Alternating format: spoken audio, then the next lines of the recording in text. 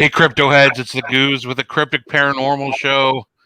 Welcome back to another awesome Thursday night. We're super excited for tonight. Major awesome guests. Been friends with Steve for a little bit. We've had him on the show by himself before with the museum. But we got the whole crew. Well, we're missing one tonight, right? We're missing David tonight. Is that who we're missing? Yeah, he had to work. Yeah. Man, I wish we could make this our full-time job, right? I know. Well, that'll be super awesome. But we're super excited to have the Paranormal Quest crew here. We already got some fans of yours coming in on from YouTube channel, so thank you for sharing that out. Love to have. Great to see all of you guys here tonight. Denise, my co-host, how are you doing tonight? Nice. Fantastic. Despite the crappy weather. It's a I know. Good day. I had plans on going out and just driving around and doing something today, but that didn't happen because it's cold and rainy and windy, and we lost power here for a little bit. What about you, Heisenberg? How you doing? Hanging in there. Lincoln just had another vaccine today, so that's why I'm going to help put him to bed. Gotcha. The second one a little bit rougher. Yeah. Well, this is the second year ones. Oh, okay. Gotcha. Mm-hmm. Gotcha. Well, that's cool. It's good to have you back, man. We missed you last week. Yep. A lot of new faces coming on already. I love it. Thank you guys. So let's dive into it. We got Paranormal Quest here. You guys, how long have you guys been around? It's kind of open to anybody. Yeah. I guess I'll start out the talking here. We started as a group with myself and Steve and Dave in 2010 is when we formed the group and decided to make the YouTube channel. And we started uploading to this current channel that we have in 2012. And we had been friends long before that, and we'd all known each other. We, met Jason in 2009, and he had his own group for quite a few years until he joined us in 2017. But we all met in prison. We all met at the West Virginia Penitentiary in Moundsville. Nice. Y'all did time. Nice way to put it. That's awesome. Steve, you guys have grown like in leaps and bounds. I mean, I've been following you guys for a while, and I mean, years ago, now you guys got like 70-some thousand followers on YouTube. That's amazing. And you guys are on Amazon Prime too. Is that correct? Yeah, we're on Amazon Prime, and I guess, like you just said, our YouTube channel, it's something we started because we have a passion for the paranormal and a passion for filmmaking, documentary style filmmaking, and that was pretty much the main two ingredients for why we started Paranormal Quest. That's awesome. So all of you guys, did you all meet at Moundsville, working at Moundsville, exploring Moundsville, or is there another backstory to y'all? Yeah, no, we all met at the West Virginia Penitentiary, either working or coming there for a ghost hunt. I was working there when worked an overnight, and I met Jason because he came there with a group with an author that was writing a book about the penitentiary. And, I met Dave when I met Polly, as you see right there. Her comments just popped up on screen there. Polly's Dave's mom, and she took the Shadow Man.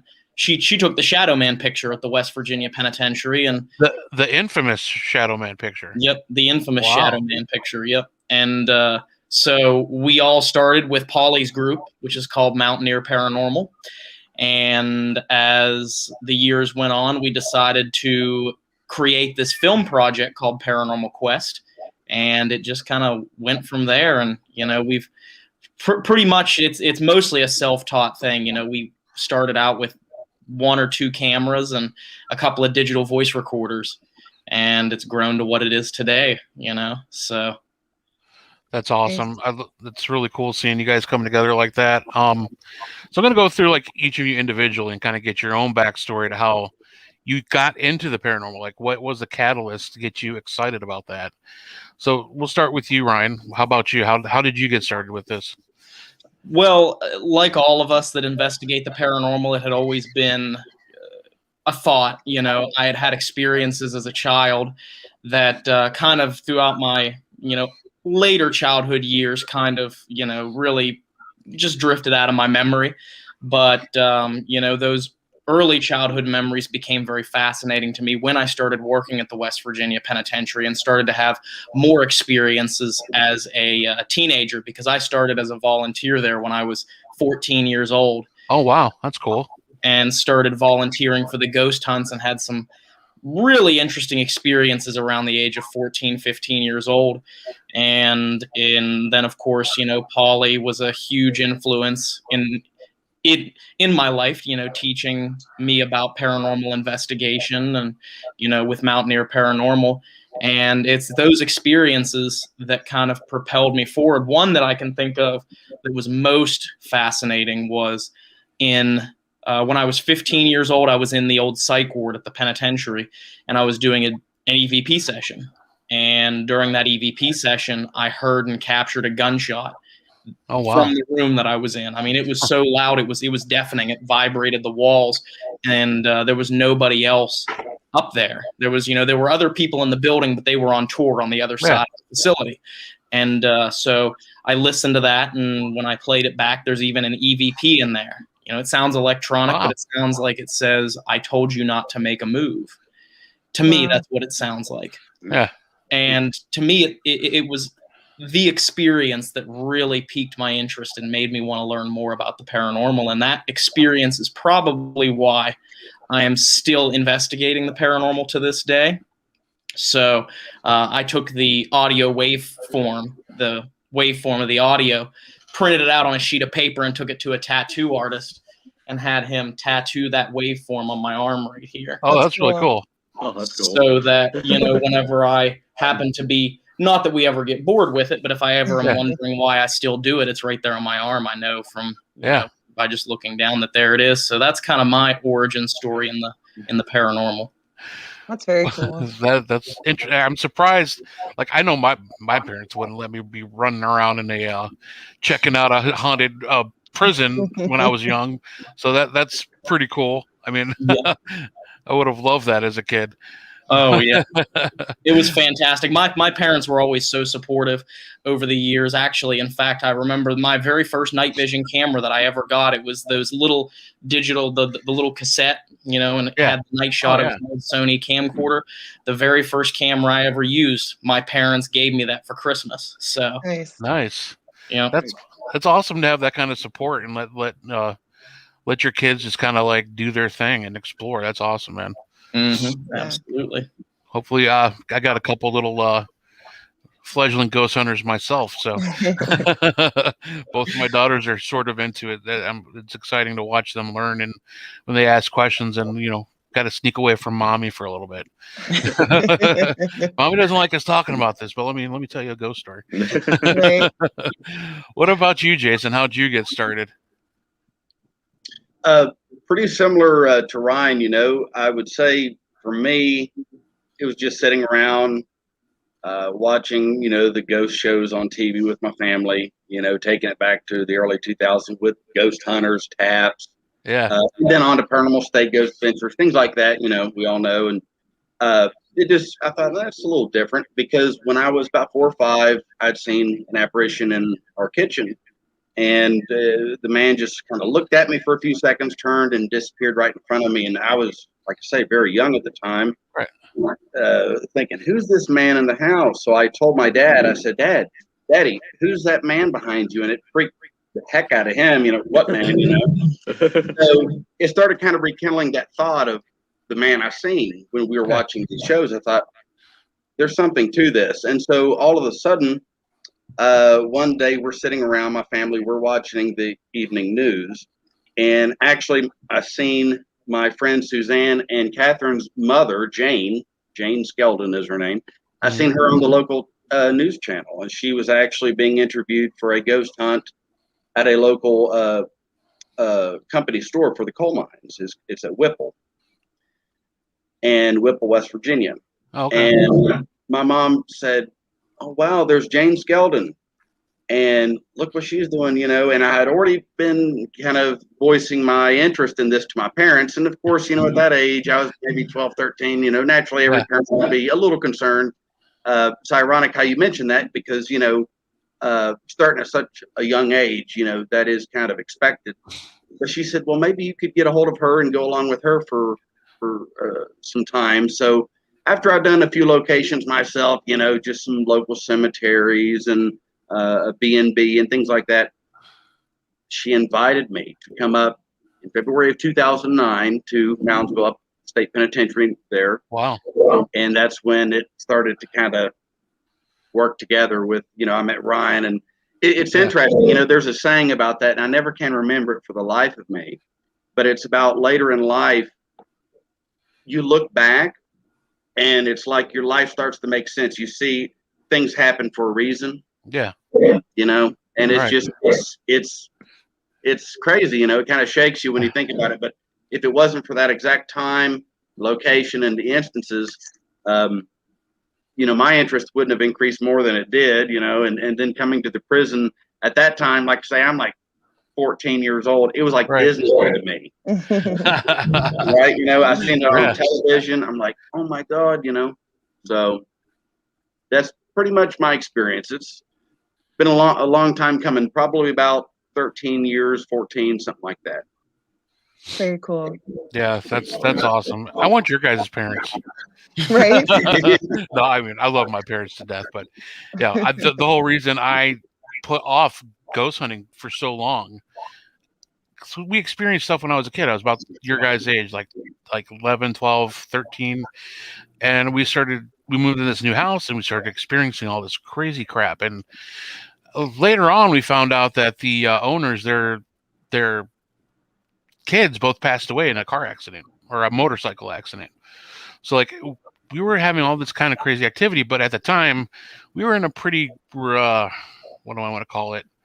Crazy church, as I like to call it right now. It was just a very, very strict, basically, if you believed in ghosts, you were either crazy or you were possessed by Satan himself. That type. There's no in between. So, of course, 13, I'm not going to tell my parents that I'm seeing ghosts and witnessing all this activity. So I just started reading books. I started reading Lloyd Auerbach, Hans Holzer, like in the restricted section in Harry Potter type thing, pulling these books and bringing them home and reading them under the blankets and everything in the dark. And it wasn't until much later, I'd already met my wife, and I'm watching all these reruns of Ghost Hunters. I'm like, wow, we can actually do this. I can actually get a group of friends and we can go out there and experience this. And let's just say it hasn't stopped since. And that was 10, 15 years ago. Yeah. So they would have brought you up in front of that church, man. Oh yeah, they would have. They would have, man. They would have made. They did that to me when I was caught smoking out in the playground of the church with another guy. They brought us both up in front of the whole congregation, and everybody started praying for us and oh my God, hoping to save us. I'm like, oh my God. I was so glad when we finally left that church. It was ridiculous. But that's the kind of first mistake is smoking at the church. Right? Well, what were you thinking? Well, whatever. The pastor smoked. I mean, come on. We thought if the pastor did it, it was a holy thing. Right? So we were godly. Right. So what about you, Steve? How did you start? What's your origin story? I was probably, I'm guessing, around 4 or 5. I saw a full 3-dimensional shadow figure in my house that I'm actually living in right now. It's my grandparents. Okay. And my grandfather's original thing he did at the end of the day was he was always the last one to come upstairs. So he would lock the doors, turn the lights out, check the house, and then come up. And he'd always peek in my brother and I's room to make sure we were asleep and not listening to music and goofing off. Yeah. And this one particular night, and I can't remember when it was exactly, I got that feeling where Pap would normally poke his head in, say goodnight, love you guys, and he'd go to bed. So I looked up and I saw around the door, which was cracked open, I saw a silhouette of a person with a hand around the corner. And I think am I frozen? Oh, you're no. fine. No. Okay. We're listening. My picture is, I guess. Oh, wait. Yeah. Okay. You on my end, you are your frozen. Video. Yeah. Your video is we can frozen. hear you, though. Yeah. We can hear you. Whatever. You look good. You're in man. a regal pose, so it's all right. Good. So I said, "Good night, Pop," and he didn't answer, which I thought was weird because he was always to say, you have it, good night, love you too.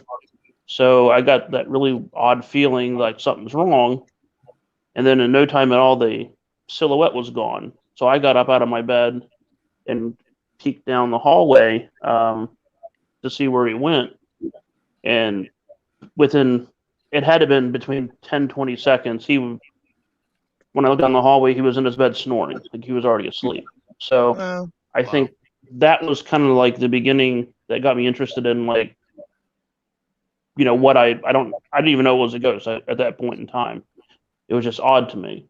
But I do recall after that, I was, going through grade school, we always had the Scholastic Book Fair come through. I was always buying the ghost stories, the Goosebump books and stuff like that. Yeah. And it kind of started that way. And then once, I forget exactly how old I was, I started working at the haunted house at the penitentiary. And I started meeting like-minded people, realizing, okay, I'm not the only person that had experiences like this. And of course, working at the prison, you're going to have more of those. Yeah. And then in 2007, a friend of mine, Lori O'Neill, my former coworker, she worked at the prison, said she would come to my gym that I used to have, and she also used my tanning bed. She said, "Hey, we're hiring a tour guide and maintenance. You should come vacation," because she knew me because she was the director of the haunted house. I said, "Heck yeah, let's do it." So I went down and put my app in, and I got hired that way. And that's kind of what led me getting into being really involved with the penitentiary. And then that's, long story short, that's how, I met Ryan first, I met Dave and Polly, then eventually met Jason that way. And, it's been a true blessing. So. Yeah. Nice. You guys have certainly evolved over. Yeah. Do you have something, Mike? Oh, okay. Sorry. He's got to go put little Lincoln to bed. He had me confused. Even though he told me, he's like, right? Like, what the hell are you doing? What is all this stuff? Like, it's not school. You don't have to raise your hand. Yeah, I think it's crazy. You guys starting so young. It's just, I don't know that at 14 I had those experiences. If I would have pursued, investigating more, I think it might have gone the other way. I could have, it could have turned me off from it, got me scared of it, whatever. That's a lot for somebody so young to handle. Yeah, it was definitely very formative, we'll say. And it, I think, is especially a location like the West Virginia Penitentiary, because there's a lot of dark energy that still persists inside that building. It was one of the most violent prisons in the United States, and some of the most violent men that were incarcerated there were murdered there, died there.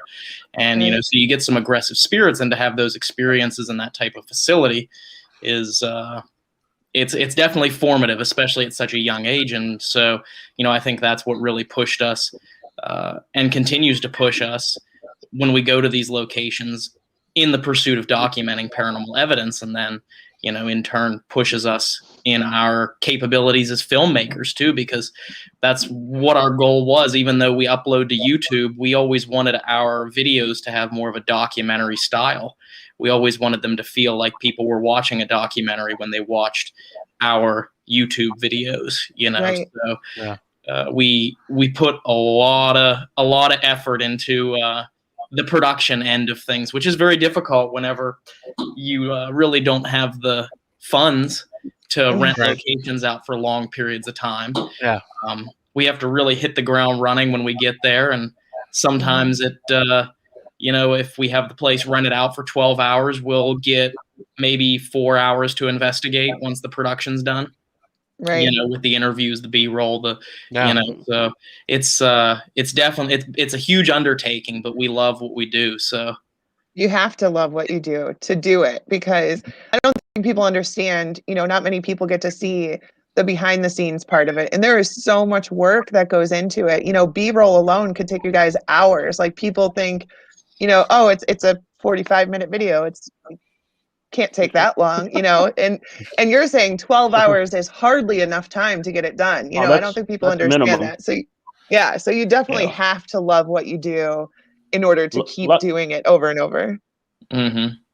Luckily, with some places, we can shoot out the B-roll outside and get that done. So when you factor the B-roll on the outside plus what we shoot on the inside plus interviews, I mean, it's anywhere from 14 to 18 hours. Right. So when did Nova get involved in the paranormal? Yeah, she's been a paranormal cat as long as I can remember, because we found her at the Bel Air house, but I had to pick her up. She'll keep yelling at me until I pick her up here. When she wants attention, there's no keeping her quiet until she gets it. Oh, you got the cat out again? Hi, kitty. Yeah. She kept interrupting Steve there. She kept screaming at me. I haven't gotten to see her for a while since last night. It is interesting because it's kind of like a double-edged sword, you know, because obviously we know we have X amount of footage that we want to, you know, to film of the place, both, you know, inside out and all that stuff, and then much less interviews but that stuff that's necessary in the process. And so we know it's second nature. Well, we have to do this, you know, but at the same time, some locations, maybe more so than others, you're just thinking, let's get at it right now. And, you know, not to mention that sometimes when we're filming B-roll, we don't kind of investigate at the same time. It's just not as documented, you know. I mean, sure. You know, you'll have experiences randomly, which are little fine blessings to have, but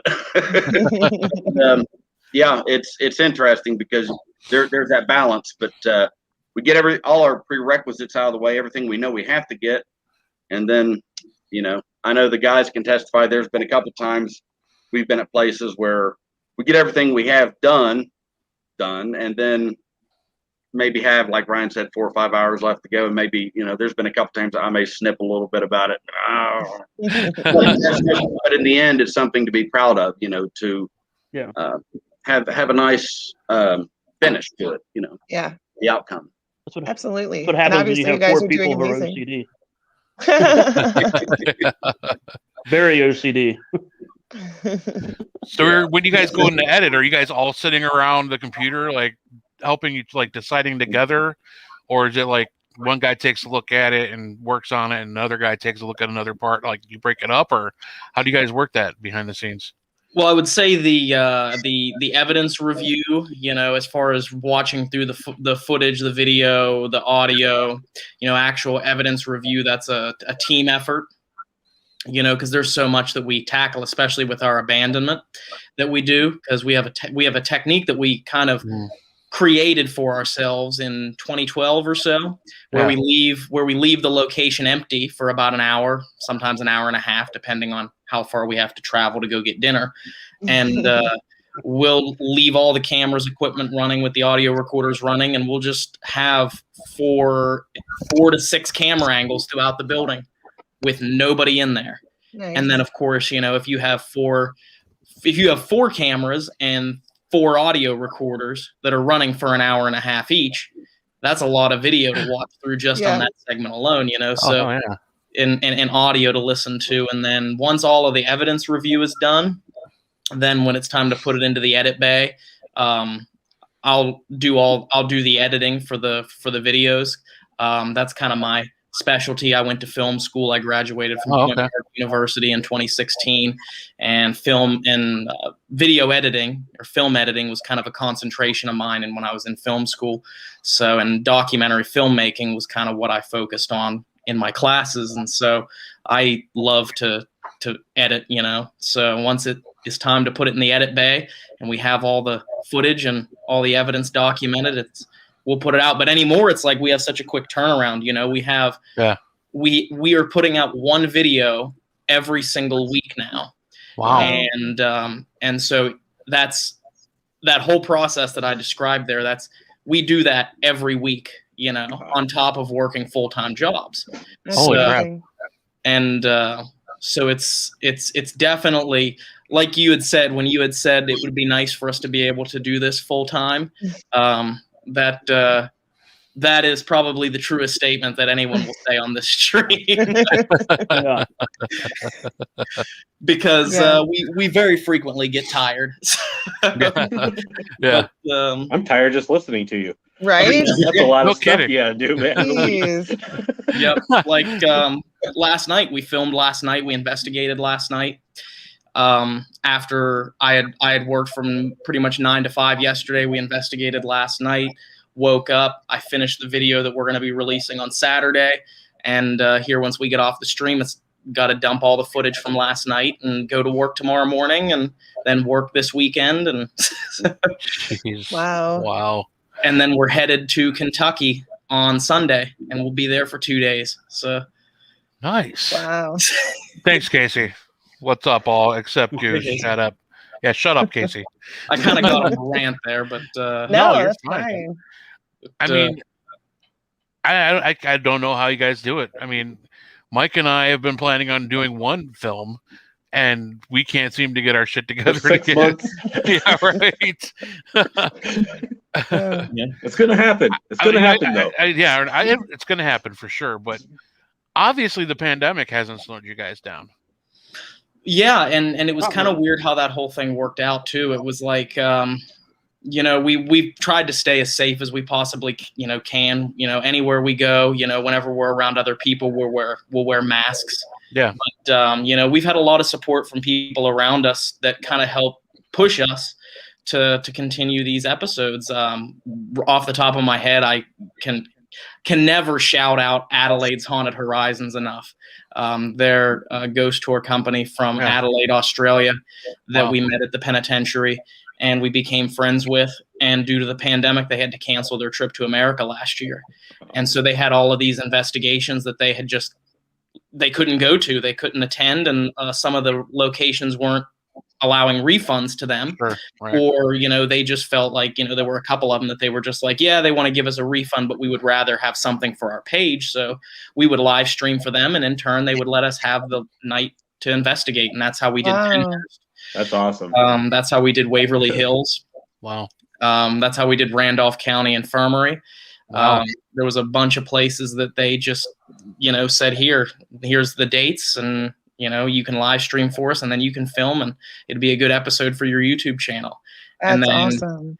We found as we started to upload more frequently, which is why we do a video a week now, we saw, our outreach expand through the YouTube channel. So, and that's really been, it's been a heck of a journey. And, them specifically with Adelaide's Haunted Horizons, we can't thank them enough. They're fantastic friends and wonderful people. So if you're ever in Australia, anyone that's watching or listening and you want to take a ghost tour, go support Adelaide's Haunted Horizons. They're the best. That's fantastic. Wow. That is amazing. That is an awesome gift. I mean, seriously. Wow. Right. So out of the four of you, who's considered the tech guy? The tech guy. I mean, we all have our strengths and weaknesses, but the best, I think what we're most lucky with is that we all have experience in pretty much every facet of, investigating or filmmaking. And, Sure. We work really well together as a team. And it also helps that we hang out constantly. When you talk about a team that is quite literally best friends, we're as close as brothers, we hang out constantly, which is sometimes not very pleasant for those around us because we can be obnoxious whenever we're together. No. But, Just a little bit. But, I think we all work well together as a team. And I think as a team, it wouldn't work the way that it does without anyone, either of us, or all of us, so. Yeah. Awesome. I actually just watched the St. Joseph's episode, which I miss that place. Yeah, I mean, we never got to investigate there, but I did. I got to do a psychic walkthrough with one of their last conventions they had there, and that place is so freaking amazing. And I'm so upset we never got to get in there and do our own investigation. But I wanted to ask a question about a recorder you guys are using. and I can't remember what it was called, the diode recorder or something like that. It was you guys had it set in the box. It was one that got pushed like during your abandoned session. It was one that, like, I guess basically if you record something, you know it's something paranormal or unexplainable. Can you explain that to me? Because I kept rewinding it and watching it over and over again, trying to figure out exactly what it was that you guys were talking about. Go ahead, Jason. Yeah, that expert in that. That was the one of my route of diodes. It's basically a detuned crystal radio set, to put it in layman's terms. In other words, it doesn't record ambient noise. Basically, it records within certain frequencies. And where I have experimented with it, and I've noticed also that it will pick up sounds of strong or heavy movement on the device itself. It has a little receiver on top, a little copper plate. Yeah. So it detects like I would say vibration more than anything. You'll hear that. And what's crazy about that, like you brought up, was that was in a little breezeway. It was kind of cool because you're standing in the main hospital and there's a separate wing. I believe they called it the medical corridor. But anyway, there was a separate wing and you had to go over like 3 stories up a little breezeway that crossed the street below. And then you got to the medical wing, the medical corridor. And it was actually within that breezeway that I had set that route up. I was running around trying to find a good spot real quick. And because I mean, that place is so freaking massive. Oh my gosh, yeah. I mean, it's crazy. And so I seen that cardboard box in the breezeway, and I pulled it over, set the recorder on one corner and the diode on the other. So I stretched it out because usually I try and keep the recorder as far away from the diode as possible because it'll pick up its own, current, the operation of the recorder. It'll hear that. Yeah. So then lo and behold, we get back knowing no one had been in the building. We found no evidence during our entire day and night there of wildlife in the hospital, which is a little strange, but there was never any prints. Even on some floors, you'd have a layer of dust. There was never any prints, no droppings, no signs, no scratching, nothing. And we walked back in, and the freaking thing was totally displaced. I mean, it had moved about at least 2.5, 3 feet off the box. And then listening back, and what you could hear in the episode is just you can hear that vibration, the movement of that diode being pulled off very slowly and gradually, and still gives me goosebumps thinking about it. You know how it is. Some things you experience and you're like, God knows. I mean, there's no way that this is explainable. Right. That's crazy. Yeah, that was a crazy episode. That was the last one. I've watched quite a few of your episodes, but the one I actually literally just watched that today. I was like, holy shit! That actually, I mean, it actually got picked up by something and dragged off, or it was unreal. Yeah. But I was interested in the recorder and how that works. I've never seen it set up like that before. Is that like a what do I want to call it? A secret, like something that you guys came up with, or did you something you researched in the community, or? I think it's a 5mm jack, just a little head, looks like a headphone jack, but you plug it into what I was using that night. I believe was like a Sony PX312 333, and plug it into the microphone jack. Okay. And then sometimes I'll test it and I'll take headphones and put it into the headphone jack just to make sure that I can hear there's no response and to know it's actually connected. And it acts just like a microphone, but the thing with it is that, it was something that was kind of created by a guy named Konstantin Raudiv. And you can do a lot of research into him. But he, as Jason said, it's like a detuned crystal radio set. So it will pick up, it'll only pick up certain frequencies, and it will filter out the frequencies in which a lot of ambient noise travels upon, so if you stood right next to it and talked, it wouldn't hear you. But then if you listen back and then there's some whispering voices on it, you know that it probably wasn't something ambient that was, let's say, living, you know. Right. Something explainable. It wasn't something explainable. It was paranormal. So Right. That's really cool. I was really interested in that piece of equipment. I'm not really a gearhead when it comes to paranormal investigation, but yes, he is. Yeah, I am. Okay, a little bit. I don't really always have the money to get everything that I want. Right, there you go. I guess that makes more sense. But no, just when it comes to like stuff that I see guys have put together themselves that have a new angle on like investigation, like, I mean, that makes perfect sense to do it that way when you're recording EVP, to only record the frequencies that you can't hear our own voices on. I mean, that's pretty cool stuff. Yeah, and it's fascinating too, because the one thing that is very boring for review, but also very good, is that in the 3-4 years that we've been recording on those diodes, we've maybe only had 1 or 2 investigations where it's picked up anything, and we've gone to a lot of places in those years. Yeah. You know, so poor Jason listening back to that audio, he's had basically 30 years of listening to silence on those files. So, which again, it goes to show you how you know, you don't get a lot of results with it. You know, it's, you know, when you do hear something on it, those very rare times, you're like, whoa. Yeah. Yeah. It's like my millimeter. Yeah.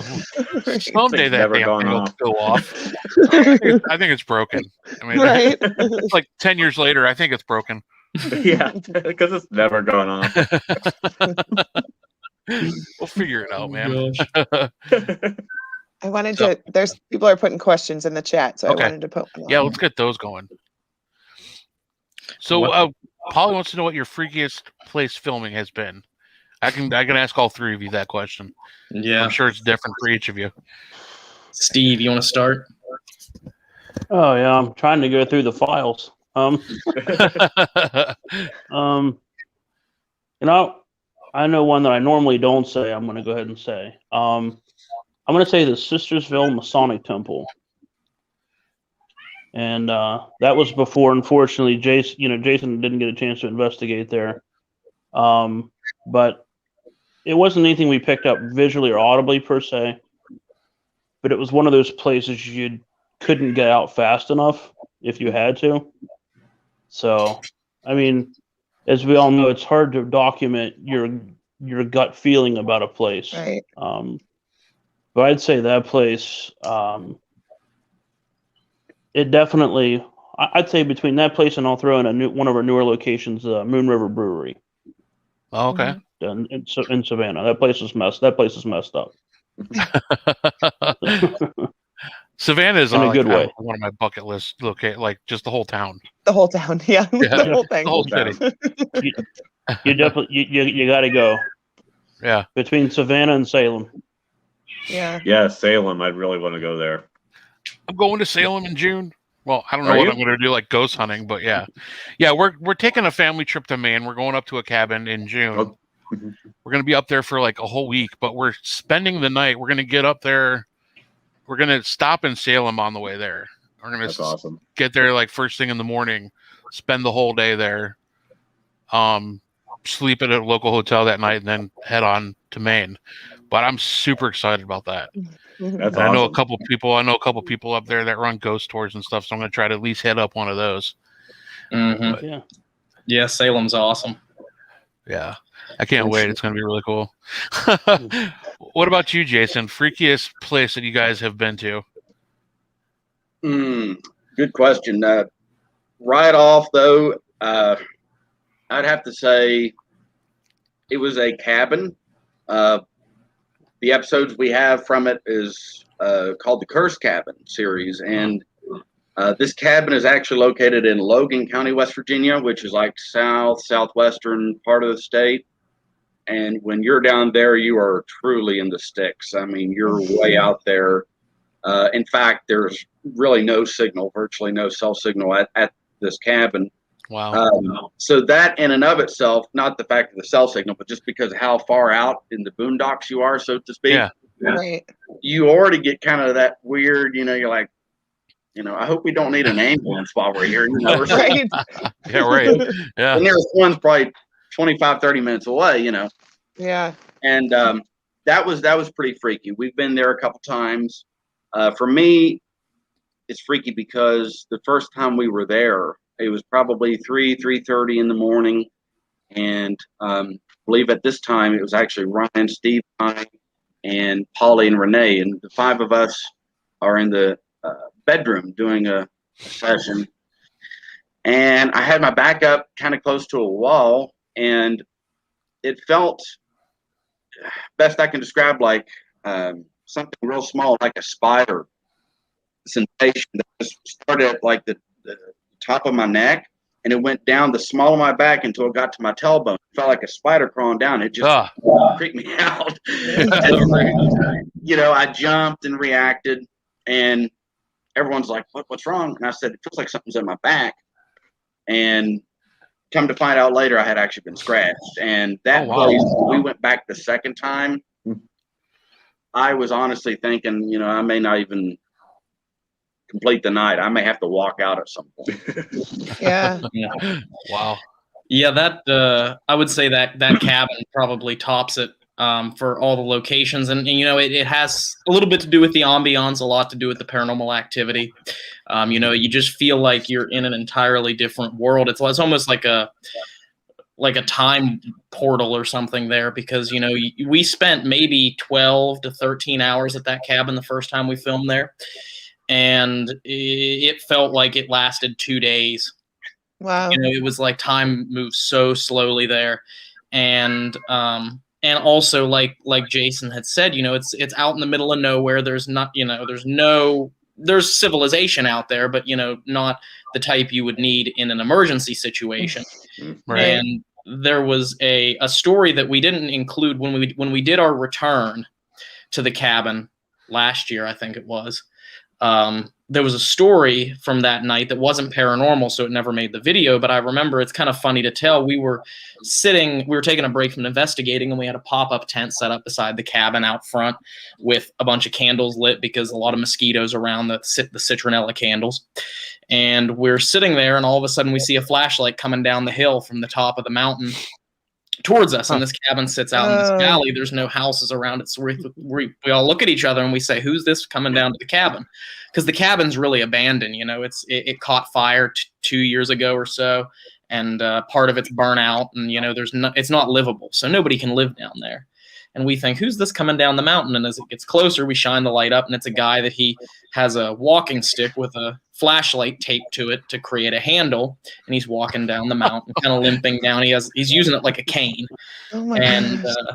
And it was just a really bizarre experience, because he got down there, and within the first 2 or 3 minutes of talking to us, he asked us if we were ghost hunting in there, and we said yes, and we asked if he had any experiences, and he kind of shrugged off the question, and then out of nowhere he turns and looks at us and says, "If you had to choose, how would you want to die?" Oh my God. That's it. No. And and he has just this thick mountain accent, like we can barely even understand half the things that he's saying, and so alarms start going off in our heads, like is this guy gonna kill us out here? You think? And he ended Polly, we were freaking freaking out. But we kept our cool and kept talking to him, and he was a nice guy. He ended up he lived up the hill and saw us down there, but it's a very freaky place. It's another world around that cabin. And the coolest part, I think, of that was our first investigation where Jason got scratched and we caught all that strange activity. That was the one investigation that we did that was featured on Paranormal Caught on Camera on the Travel Channel. So, not only was it really freaky, but it has a special place in our heart because of that. But there was also the coin in Renee's pocket. Yes. Yeah, you're not going to explain that? Well, I wait until Nova was done. Nova was talking. We can't interrupt. Sorry. Sorry, Nova. Sorry, Nova. Okay. No, on the first visit, Renee had a coin show up in her left coat pocket, and we couldn't figure out where it came from. It was actually an Israeli coin worth 5 shekels. And long story short about the cabin, pretty much any individual who lived in the cabin, stayed in the cabin, either passed away in the cabin or shortly after the cabin. Wow. So when Jason said he was scratched 3 times, what was it, 3 days after we had left the cabin, Renee started having chest pains and showing signs of like a potential maybe heart attack. Right. She ended up going to the doctors, the hospital, and everything like that. Everything, all the readings came back normal. Everything was fine. But that coin, we never could figure out where that came from or how it got into her pocket. It was weird. That's crazy. I wonder if there's any ties. I don't know. That's bizarre. Like the year on it or something that would have anything to do with the cabin. That's weird. I have it in my collection. I'll have to look. I can't remember the year. But can you remember, Ryan? I can't remember what year was on it, but it was definitely one of the more bizarre experiences because, like Steve had said, it just appeared in her pocket. You know, she had a couple things in her jacket pocket, but she had a vape pen in her pocket, and she would go and reach for that every once in a while. But she didn't have any coins. She didn't really have anything else in there. And then at the end of the night, she reached in to get her vape pen, and it hit against something that was in her pocket with it, and she immediately thought, "Why? What is that? I don't have anything else in my pocket." Right. And sure enough, found that coin, and it was really, really weird. So yeah, because it's not like it's just an American penny or something that's common. Right. Like that's where would you get that? Really bizarre. Right. Right. Yeah. And that's why the first time we looked at it, I didn't know what it was. I'd never seen anything like it. I've never been to Israel. I've never never seen currency from Israel, so I had no idea what it was. And we ended up taking it to Steve, saying, "Hey, Steve, you collect old coins. Where's this from?" And he said it's from Israel, which in hindsight was kind of stupid of us because it says Israel right on the coin. But listen, you were freaked out. You weren't thinking clearly. It's fine. We'll give you a pass. That's right. We got a lot of comments on that in our on that video. They said, "Why did they have to take it to Steve to figure out where it was from? It says Israel right on the coin." I just want to verify. We wanted to verify. Right. Right. Yeah. It's always good to have an extra pair of eyes on something. Yeah. You never know. Yeah. It was a very, very strange thing. That's what I was wondering, like if anybody that lived in the house or died in the house was from Israel, or the year, maybe that's the year they passed away or something that would tie it together. Hard to say. And Polly can correct me because I know she's in the comments right now. Correct me if I'm wrong, Polly, but wasn't there a family member that served in the U.S. military that was stationed in Israel? And this was like years and years and years ago, like the 50s or 60s. Okay. But that was something I think Polly had looked into and found a connection with. I think there was someone in that family that may have served in the military and was stationed in Israel. But that's very cool. That was the only connection that we could find. I mean, that's a pretty good connection then. Right. I mean, there's that time in the basement too where you guys, I didn't hear, there was like, it sounded like money was thrown. Mm-hmm. And then you caught it in like stock footage we had. Her coat pocket that it was found in actually moved when that happened. Wow. Remember, right? Yes. Mm-hmm. I forgot about that. Yeah, it looks like it moves like 3 times, like something's tugging the bottom tail of her jacket. That's awesome. Yeah. Wow. Yeah, the family member that served in the military over in Israel, yeah, he passed away overseas. And there was something strange with his body. That was so long ago, I can't remember half of the stuff that went along with that. But there was something strange that happened with him getting back to home. But yeah, it was weird because the family, when we interviewed them, they swore that the land was cursed. They thought the land that the cabin was built on was cursed for some reason. And I remember when we first met them, they didn't want to be on camera, but we went down to the porch and we had an audio recorder and we were filming from afar on the outside of their front porch. And they just started naming off the people that had died in the cabin or died shortly after they left the cabin. And it was like 8 or 9 people from their family that they themselves personally knew that had died in the cabin or shortly after leaving the cabin. And the whole family is freaked out by that place. Nobody wanted to live there. And it was very suspicious that it caught fire once everyone had moved out of it. But yeah, it was that young. Oh, sorry, go ahead. I was say in that young kid that was wanting to strip copper, he asked the lady, the landowner, about stripping copper from it, and she told him that he shouldn't go down there. And then, what was it, like a few days later, he was up on the road right above their house. He had passed away of an overdose. Yeah, 3 days later. Wow. Yeah. Yeah, it's messed up. 3 days after that, and the family built the house shortly before or after the turn of the century, and there's a lot of ties to the clan in that area, and they believe that they may have murdered people and buried them in the basement of the cabin, and they believe that and the family used to perform the funeral services for anyone that died in their family that lived out on that mountain. They would have their funeral in the cabin. Oh, wow. There's just so much history with it, but it was by far one of the freakiest places we've ever done. I can see why. Sounds like it. That's amazing. What I would have been gone after I saw the flashlight of the guy walking down. Right. When he said it, how would you like to die if you could choose? I'd be like, not by you. Yeah, I'm out. Yeah, that really was scary. I mean, I know me, it had me almost shaking because in today's time, you don't know who is, what state of mind they're in. And what was especially freaky in the timing was we had just finished a session in the basement.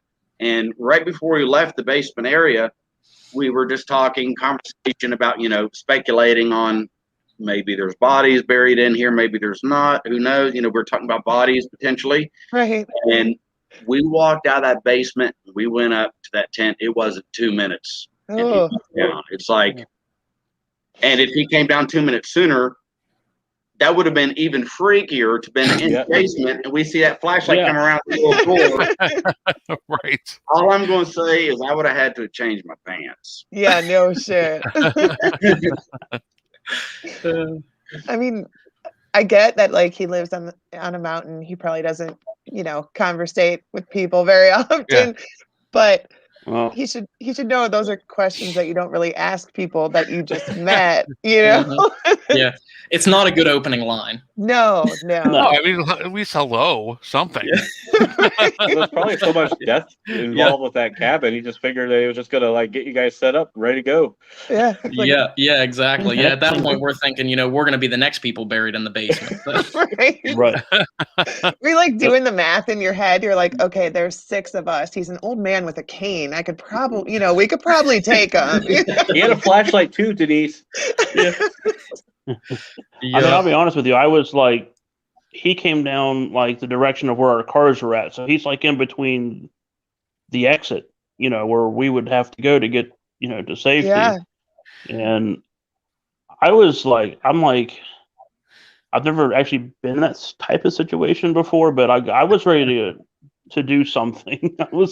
I'm like, listen, I'm heavy. I'm a slow runner. It's just, he's going to be awful tired even if he wins it. So, yeah, but he ended up being a nice guy. So, all's well that ends well. Yeah. He ended up being a nice guy. He's got to work on his open. Yeah, he's a little socially awkward, apparently. Yeah, a little hard of an open there. Yeah, exactly. Yep. Maybe should have opened with tell me about where you're from before you jumped right to tell me how you want to die. Right. Yeah, we had in mind, have you seen Deliverance? Yeah. That's you've got it. But Sunshine would like to know if anybody has ever been to Doll's Island or the Catacombs. No, but it's on the list. It's on the list. It's on the list of places we'd love to go. So Sunshine, I can honestly say that the Doll Island thing is definitely not on my list. I hate dolls. Can't stand not them. a fan of dolls. Would you go if you had the chance, though, Ray? Yeah, probably. Just stay on the outskirts on the beach and let you guys do your thing, and I'll make sure you're on the boat with binoculars. Yeah, right. Looks good, guys. I think one in the third tree on the left just moved. Get out of there. Walkie and binoculars will be your best friend. Yeah, right. Oh gosh. I feel like they're on the boat with you, Ray. Oh, dude, don't even. That boat would be floating off by itself. I'd be swimming somewhere. Oh, let's see. Dell's Creeper out too, Sunshine said. Sunshine also want to know if anybody's been hit by anything. Like flying objects. Or hit by a spirit, I guess she could mean. Physically touched. I know you just said you were scratched at the cabin. Anybody else been physically hit or hit by an item flying through the air? There was that we weren't hit by it, but there was that golf ball at Revenant Acres, Steve. Oh yeah. It was interesting. It was on top of the piano, I think. And I think it was yeah. For some reason, I thought it was the mantle for a second, and then I thought no, it was the piano. Was there a mantle in there? I don't think. Yeah, no, that was probably There's just a me being piano. stupid. It was the piano. But I tell you, the scariest, other than having that golf ball tossed at me, the scariest part about that was about getting fried by lightning with the other three guys. Yeah, but and we'll definitely get into that story here in a second because that's a fun tale there. But it was weird because we were live streaming that night, the first night we got to Revenant Acres because we had it for 2 nights, and and then Paulie said the K2 at the Davis Apartments off the table. I forgot about that. That was the most recent. Why did we forget about that? Anyway, but the golf ball just came off of the piano. It had been up there all evening through the live stream, and it just came off and landed on the floor right beside Steve, which was really weird. And then the K2 meter, we were investigating an apartment. There were 3 apartments up above an antique store. The owner of the shop said it was really haunted.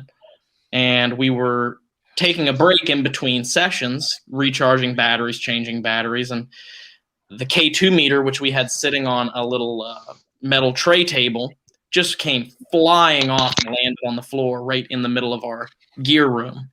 Oh my gosh. Yeah. And nobody was near it, so that was weird.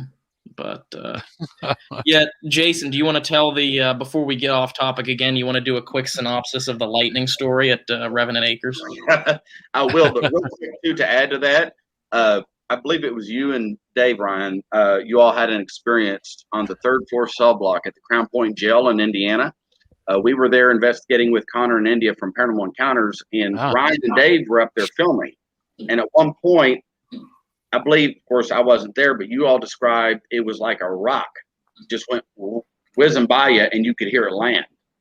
Oh yeah, that was actually the 1st floor women's cell block, and it was Dave, India, and I were in the women's cell block doing an Estes method spirit box session, and I don't know where the rock came from because the ceilings themselves were very smooth. There was not like there was any decay there, but it's like the rock just fell, like either it arced from over top of the other side of the wall because there was a space in between with bars in between the cell block and the hallway.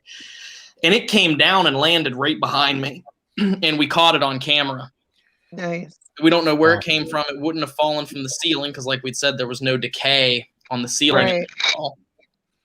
And that was a really weird one too. See, apparently my memory is just shot because I forgot about that one until you said that, Jason. Well, because you're working 48 hours a day trying to do these videos every week. Right. No kidding. Yeah.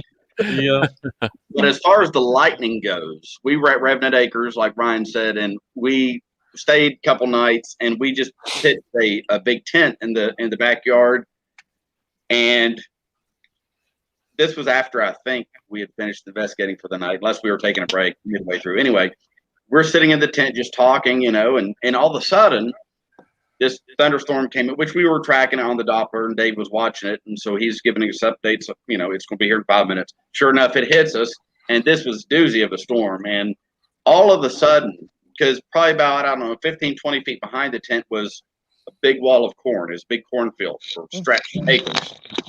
And we're in the tent. We hear the rain start tapping, and all of a sudden, bam! I mean, big lightning strike, and it hit the cornfield behind us. I would say 100, 150 feet away.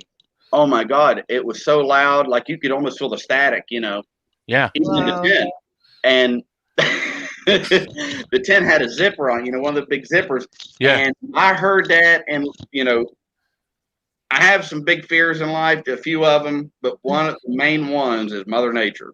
Yeah. And I heard that freaking lightning bolt go off, and I don't even know if I said anything. If I did, it wasn't so nice sounding.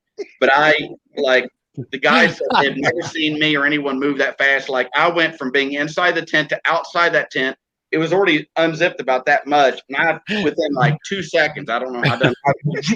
And I went through it. And they're like, 1 second I'm here, 1 second I'm not. And I went running through the screen, you know, strong gale force winds almost. And I get up to the door because I'm like, get me the hell in this house. Yeah. And I got up to the kitchen door. There's a door and then a storm door. Well, I get up, open the storm door. I'm shouting and cussing, you know. And I put my hand on the doorknob to get into the kitchen, and it felt like someone was in there holding it, which they had told us earlier that day that sometimes people have a hard time getting in because it feels like someone's keeping you from entering. And I'm like, at all times for this to happen, not now. We had I think this was an abandonment because we had a camera up in the kitchen, and I try on that door, and it feels like someone's holding it, and you can hear me out there, shit, you know, I'm screaming. Right. Yeah, talking about needing an ambulance, but that was so hilarious. Yeah, the funniest part was the camera inside the living room of the house, which is right beside the kitchen.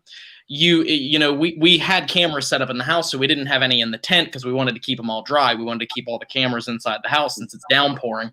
And, you know, the camera was on a tripod filming in the living room, and you just hear pounding on the doors, and then you hear cussing, and you hear, hey! Hey! And he's trying to it sounds like he's trying to break down the door, and then finally gets in. But it was the most bizarre thing ever because we heard the lightning strike, looked out, saw the flash of light, heard the lightning hit the ground, felt it vibrate the floor on the ground underneath of us. And then I turn around immediately after to look at the guys and be like, wow, that was really close. And there's only 2, there's not 3 of them.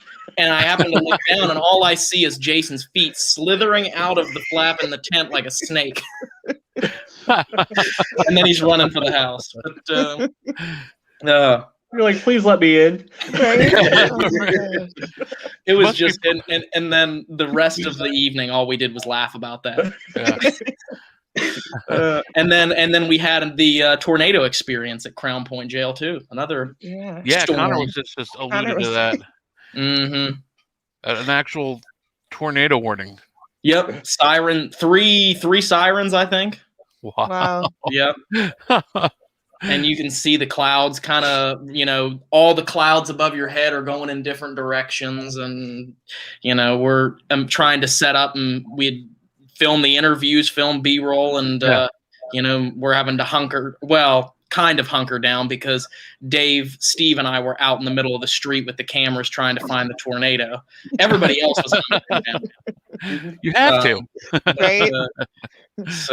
But yeah, that was a lot of fun. I always said, and we always joke, with the exception of Jason and his fear of Mother Nature. Dave, Steve, and I, we've always said that, you know, if we had to take a second hobby up besides the paranormal, it would be storm chasing, because we love storms and weather. So I actually hopped in my pickup truck one time. We had a tornado outbreak up here in Northeast Ohio. I was out there chasing it in my little Ranger, my Ford Ranger. Not the brightest idea, but I'm like, I gotta catch this damn tornado and see it. In a bunk-ass Ford Ranger. Yeah. I know. And you can push that truck over with your thumb, probably. Yeah. Oh, yeah. And it was the little, like, the regular cab, like, with the sports side. So it was even shorter and smaller than the normal one. Storm chasing would be awesome. Yeah, I love it. I got a friend actually. His name's Mike Smith. He's in the paranormal community. He helps out with a paranormal tour group, and but he's also he's in everything. You'll see photos of him ghost hunting, and then the next day you'll see photos of him in the middle of the woods tracking Bigfoot. One of those guys. Because the next week he's down in Tornado Alley catching these funnel clouds coming out, and he's actually sold pictures that he's caught of these tornadoes that he's chased. So it's pretty amazing stuff. But yeah, besides ghosts, storm chasing has been something that I've been interested in since I was like a little kid. I don't know what it is, but it's just, I don't know. Good stuff. A lot of people love storms. I'd love to storm chase.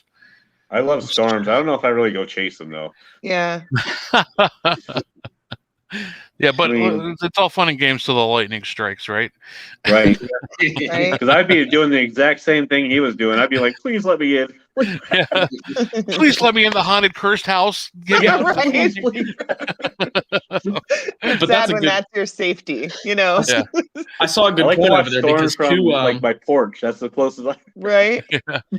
I saw a good point over here because the two locations we mentioned with, objects moving, Susie Kiley said that, that storms increase paranormal energy. Maybe that's why we had moving objects, because those were the two times we had moving objects when we was when we had those big storms. So right. Good call, Susie. Yeah, the electricity in the air gives them that energy that they don't normally get from anywhere. Yeah. Yep. Oh, absolutely. So yeah, that was kind of fascinating that she had commented that and said, because that never even dawned on me when we're talking about it in hindsight, but it was neat, it was really cool. Yeah, that's cool. So have you guys ever had, like, we always hear stories from other people that have been on the show, like there's always been one location where it kind of felt like you took something home with you. Has that ever happened to any of you guys? Even if it's just like a bad energy, a bad feeling? I'm not saying you had to be possessed by, a demon, but you guys have ever experienced anything like that before? Yeah. I will default to either Jason or Steve here to, because I know they have stories. So, and I also have stories, but I'll let them go first. You want to go first, Steve? Go ahead, Steve. Yeah. Oh. Oh. Go ahead, Jason. All right, let's get Nova back up on there.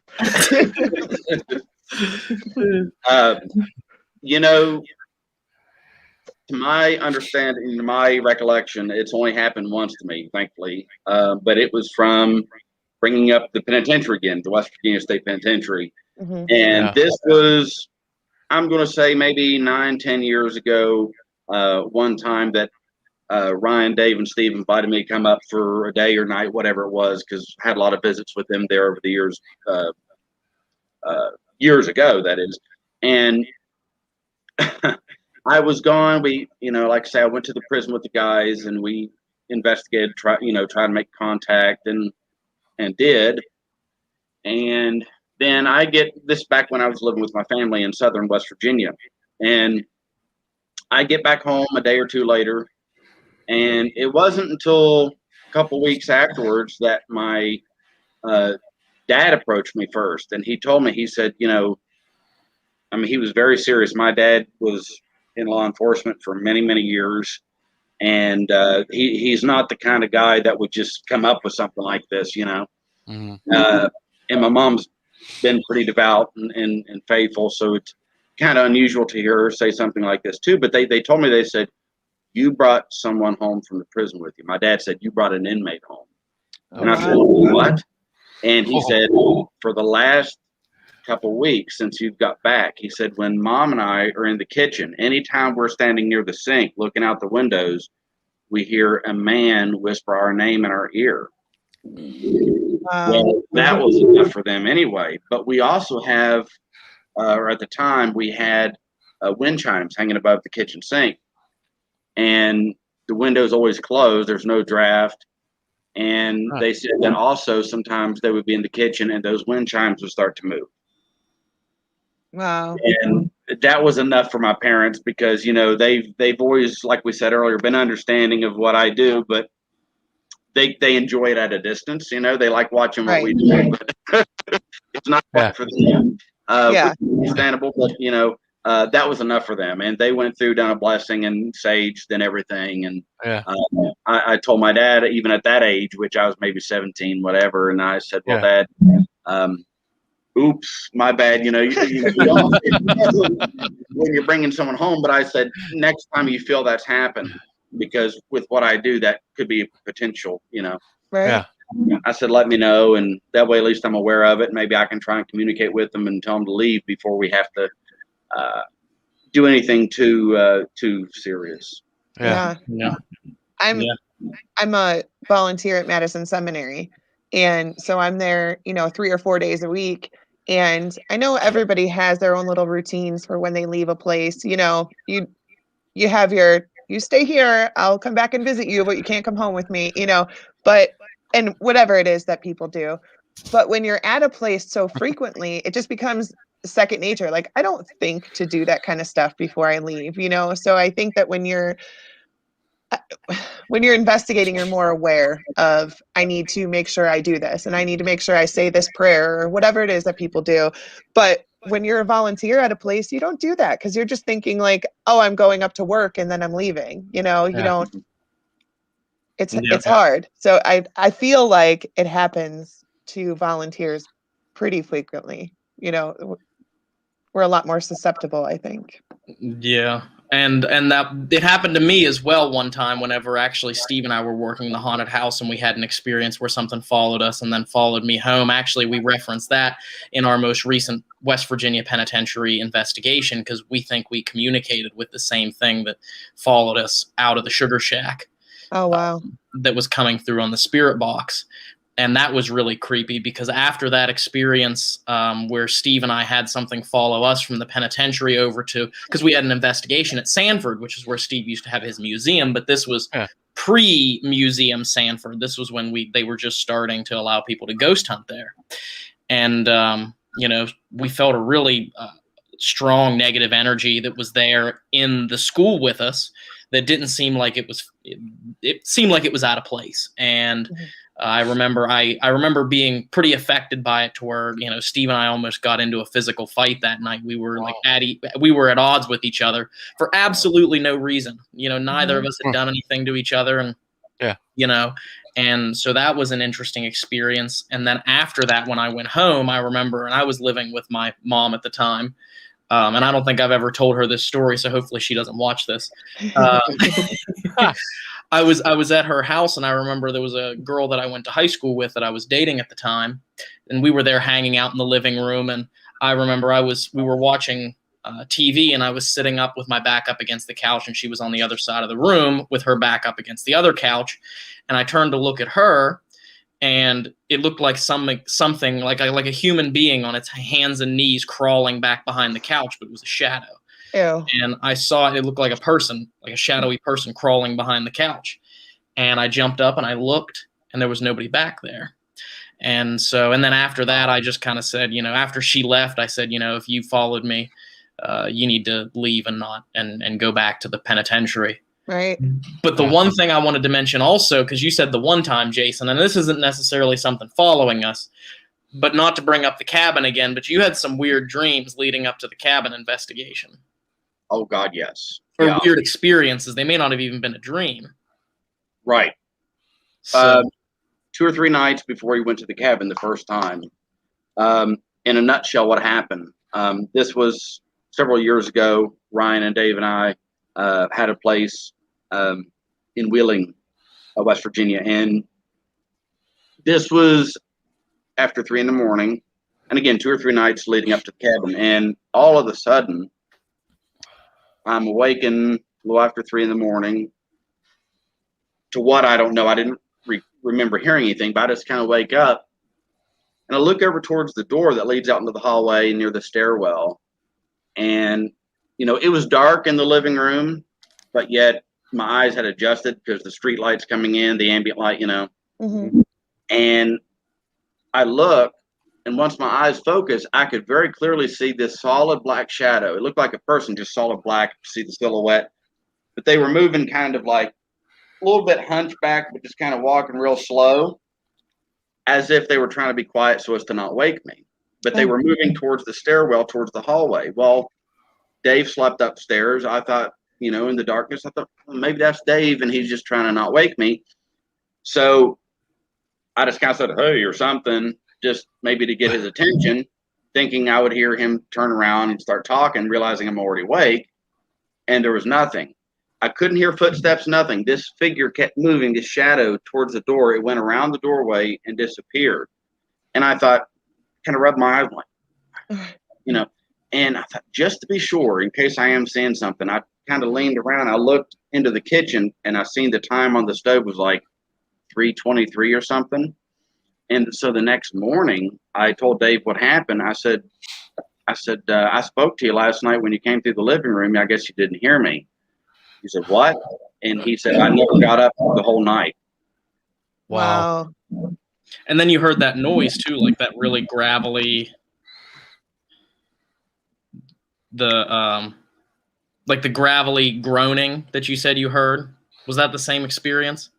I think that may have been a different time, because I know that time it was totally silent. Was it? Okay. Totally. Maybe that was when we being got polite back. and trying not to wake you. Yeah. Right. Right. I appreciated it being quiet, but and then after the fact, I'm like, whoa, not only when he told me I didn't get up at all last night, that's freaky enough, but I'm thinking to myself, pardon my French, but holy shit, I spoke, I spoke to it. And I said, yeah. That just gave me,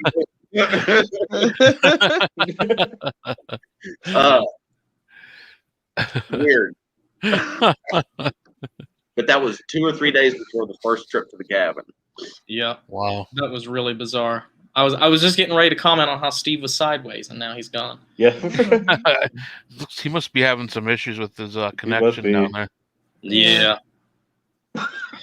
It would seem to be. But yeah, that was that was probably the cabin itself, and I remember just it left a mark.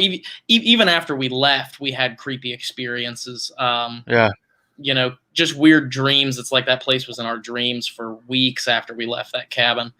And it definitely left an impression. And people always ask us, they'll message us and say, well, where can I go and investigate that cabin? And first of all, the family didn't want us to, publicize where the cabin was, because they didn't want other groups coming and investigating. But also, I kind of wanted to say, like, you don't want to go to that cabin. Right.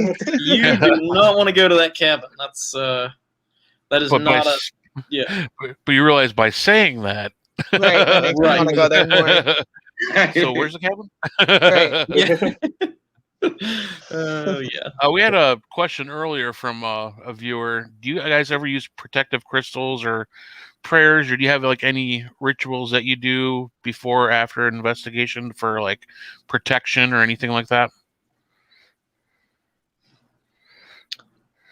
Jason knows more about, because one of Jason's side hobbies is he loves crystals and gemstones and things, so he could tell you more about that than I could.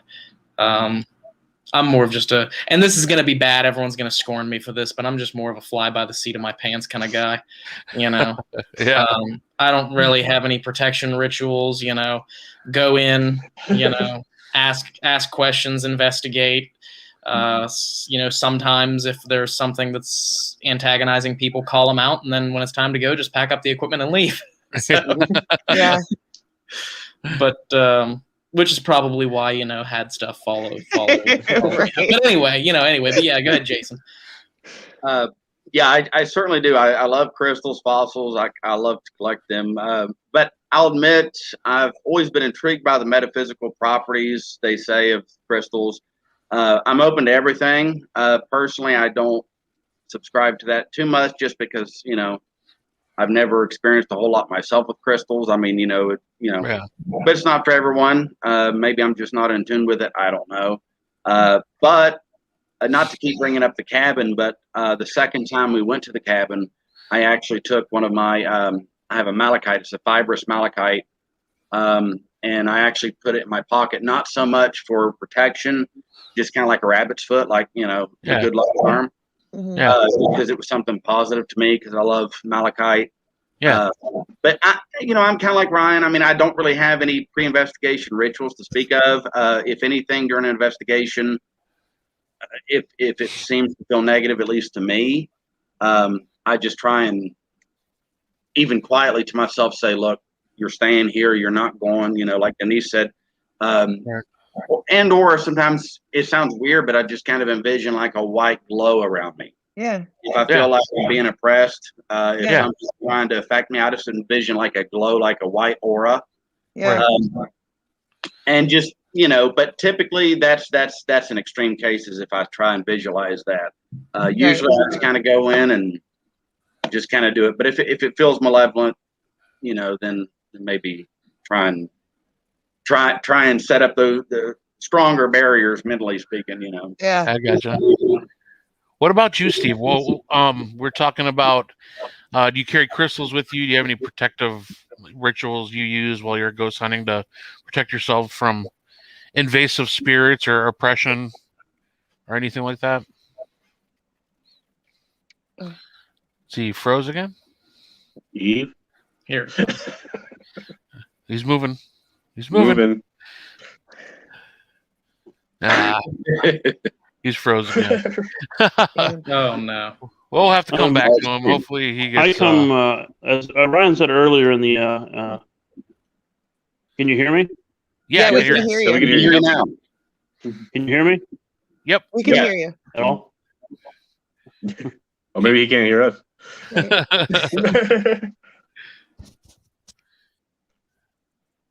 No? Okay. If you can hear me, my phone's about to die. Oh, jeez. My battery's been messing up. The whole back of my phone is really hot right now. I don't know why. Oh, wow. That's probably why he's freezing up. I can hear you guys. I can hear you guys. We can hear basically, you. As Ryan pointed out earlier in the video, we all come from different backgrounds. Yeah. Can you guys hear me? Yeah. Yep, loud and clear. You know he's gonna leave us hanging. I can hear you guys say perfect. some profound shit and then boom. It's weird. Right. Okay. But basically, I come from more of a Protestant background, so if it does get to that, okay, good. If it does get to that point, then I was. I knew it. I use scripture and prayer pretty much for me, and like Ryan said earlier, we all have our different views or different talents that we bring to PQ. So we have a lot of different areas, like for spiritual protection covered. Right. Makes sense. This is not my night. So you made it through. Did you guys hear any of that, or we did? Yeah, we heard all of it, man. We heard all of it. Can you hear us? Okay. I can't hear you guys now. Oh no. Can you hear me at all? Yeah. We can hear you. I know it's frustrating. Yeah, there's I'll just text it to you. Okay.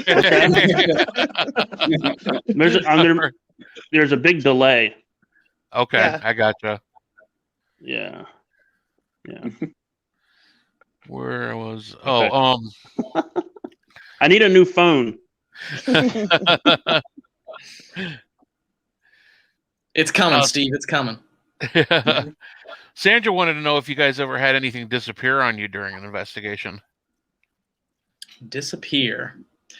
So I don't know. Okay, I don't know if you guys just asked me another question. I don't know. No. I feel your pain, man. I feel your pain. You talk to me all the time. The last investigation that we uploaded was from the USS Salem, and Steve disappeared on us. Oh, no. What? Yes. I watched that episode twice. Yeah. Steve disappeared on us. Yeah, that was freaky. Red Bull. It was weird because he started to feel nauseous when we were investigating in the surgical room of the ship, and he just turned to me and he said, "Hey Ryan, you want to take this camera?" And I said, "Yeah, sure." And I, got the REM pod set and walked over, grabbed the camera, and I was filming him, but I wasn't looking at him when I was filming. And then all of a sudden, I turn around a few minutes later, and I'm like, "Where did Steve go?" And then, so we go searching for him throughout the battleship, or we go searching for him throughout the ship, and we're yelling for him and screaming, and we can't find him. And it was a good 15, 20 minutes we couldn't find him. And here it was, he got really nauseous, and he went over to the restroom, and he got a garbage bag because he felt like he was going to puke, and he was just sick for like a half an hour or 45 minutes after that. Wow. And but it was weird because in the midst of all that, we caught one of the most intelligent EVPs that we've caught in the past maybe 5 years. And it was a woman's voice, very clear. As we were getting ready to leave the room, we were repositioning one of the cameras on the tripod to put it in the surgical room, and the woman said, "Where are you going?" Yep. And it had really clear vocal tone to it. And it was freaky because none of the cameras picked it up. We didn't hear it on any of the audio of the cameras, but Jason's recorder very clearly picked up this woman saying, "Where are you going?" Wow. So was it hard to investigate on a ship? Because I know they make noise, right? Same thing. I mean, any location is going to have its challenges, but I will say investigating on a ship in the winter time is especially difficult because in order to keep from, they do winterize the ship, they drain all the water out, but they do have, a heating system in the ship that keeps it above a certain temperature so stuff doesn't freeze completely inside the ship. And when it turns on, you have banging on those cold pipes as the warm water rushes through the pipes. And so you get all sorts of loud banging sounds and stuff. But of course, you don't get that in the summertime when you don't have the heat on, So, but I actually really enjoyed investigating on a ship. That as far as, the pros and cons, it's just that place was so massive. Sound doesn't travel very far because all the walls are solid steel. Yeah. Right. So, it was just really cool, and it was a really fun investigation. And we've only investigated one other ship besides the Salem, and it was in 2018, I want to say. We did the North Carolina in Wilmington. Okay. We didn't get to put that on the channel because the hard drive that had the footage, the hard drive ended up getting broken. Oh, no. We were never able to get that episode up on the channel. But we did that one in the summertime. Also would not recommend. You want to talk about 95 degrees, no airflow? Yeah. No, thank you. Yeah, it was. If you investigate a ship, I'd say the best time to do it is spring or fall. Pick a mild temperature month. I would love to investigate a ship. Right. Yeah. It's really cool. It's a lot of fun, and then also watch your head if you ever do, because Jason chipped his tooth. Oh no! Yeah, that's what I was going to say. It is fun, and it's kind of creepy too, where you have the hallways. Everything is so small. The doorways come up a foot from the floor, foot down from the ceiling. Yeah. And someone like me, I'm trying to constantly remember. Not that I'm gigantor, but I'm constantly trying to remember to duck my head. And North Carolina, we were actually. I think it was Ryan and I, Steve and I were going into the captain's room, and I went through and I didn't have my head quite low enough, and I hit my head so hard that I actually died. Oh my gosh. That's painful just hearing that. Yeah.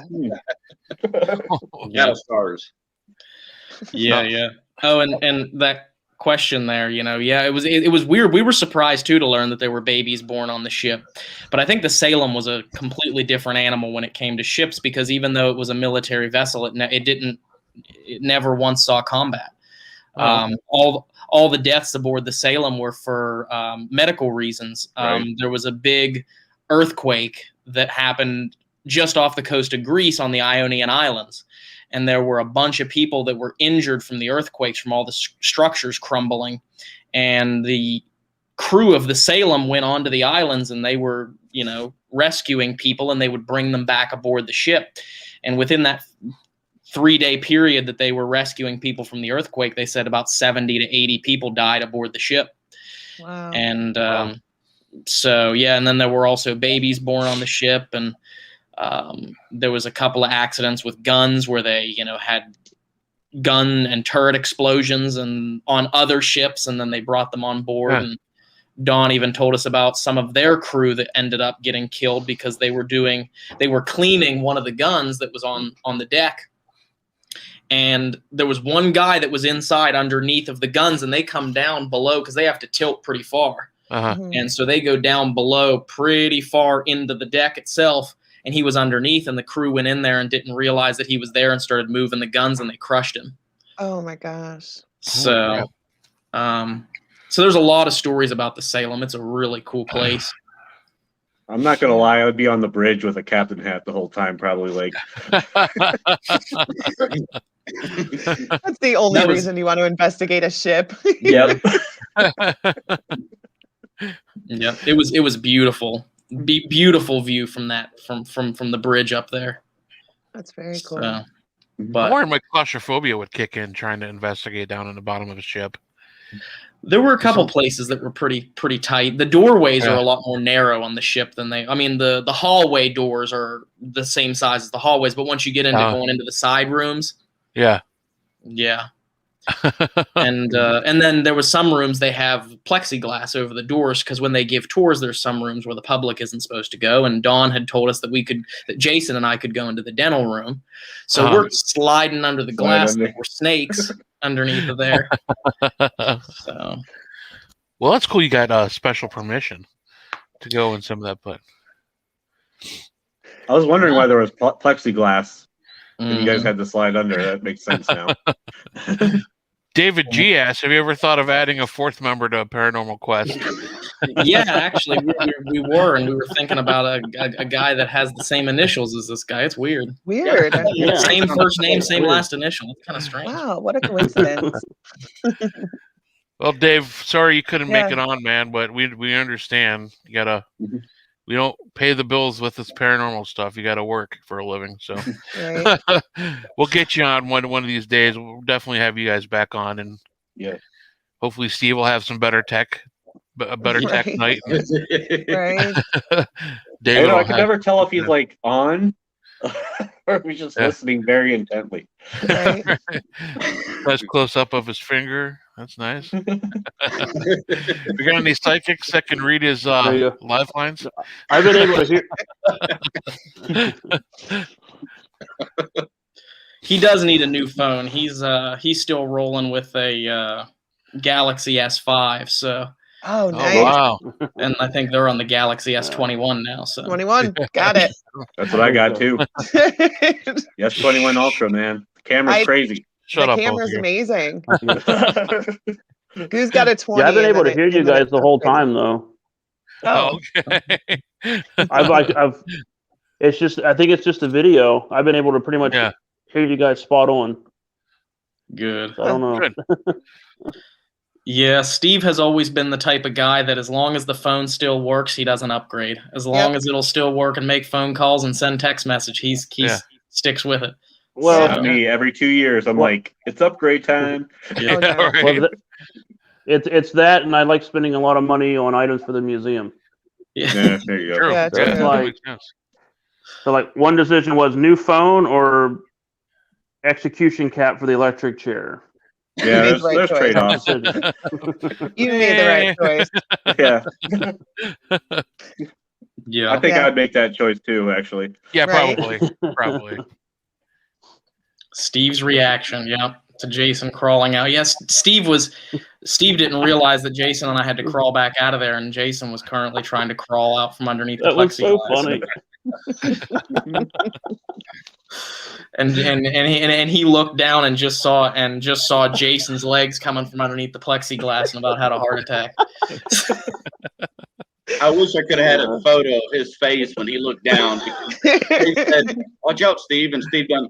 And then he looks down and he sees his legs crawling, and Steve was like, "Jesus God!" That's awesome. I love how much fun you guys have together. I feel like that's such an important part of a team. You know, a lot of teams are filled with drama, and you know, a lot of shows I feel like are not worth watching when the people don't have chemistry. You know, and when people do have the chemistry that you guys have, and the jokes and you know the relationships that you guys have, it just makes it so much easier to watch and so much better. And obviously, you know, you have 70,000 people who agree. They like, you know, it's not just what you guys catch, it's you guys and your stories and your experiences. Yeah, and it's really the best situation. Yeah.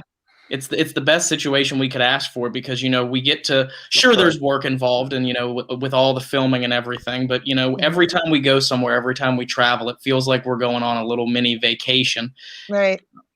Because you know it's literally just the four of us together in the car, listening to music, making jokes, laughing, you know, going out to dinner, and then we get to the location and we get to do what we love, you know. So it really is awesome, and you know that makes the work all worth it, you know, and the evidence too. So there's that part too. Yeah, the paranormal evidence makes the work worth it too, but you know, just the experience, because whenever we started it, we had always said, you know, and it really wasn't in the forefront of our minds when we started Paranormal Quest to prove the paranormal to other people.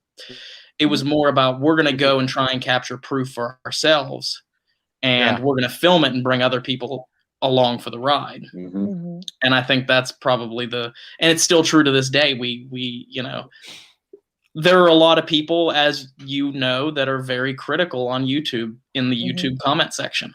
Right. You know? Yeah. Oh, yeah. So, but, you know, in the end, we do it for those that support us, but also we do it to prove to ourselves, you know, that there is something after death and that this stuff exists. So. Awesome. Yeah. That's super important too, because, you know, I see people behind the scenes, and I see them getting very upset about the comments, and you know, even like fighting back against the comments, and it's not worth it. Like at the end of the day, just go hang out with your friends, do what you're trying to do, prove to yourselves that you know that this exists, and you can't worry about the negative comments because you'll drive yourself crazy. Oh yeah. Like we, you know, we spend we spend 40, 50, 60 hours a week on these videos, and then people watch them and they come in the comment section and all they have to talk about is, you know, the fact that Steve's wearing shorts, or the fact that or the fact that Jason put on some rock and roll eyeliner for that investigation, you know. And it's like, if you're coming to watch a ghost hunting video, why not comment about the evidence or about the ghosts or the story, you know? It's just, you know, but you'll have that with anything, and you know, but that's the only reason I'm doing a documentary with Ray, is just to get the negative comments. I can't wait. That's right. Yeah, buddy. And I can't wait. You know, that I believe it was Andy Warhol. He said something about that, and I've always thought about this. Is he said, "Don't worry about what they say about you; just measure it in inches."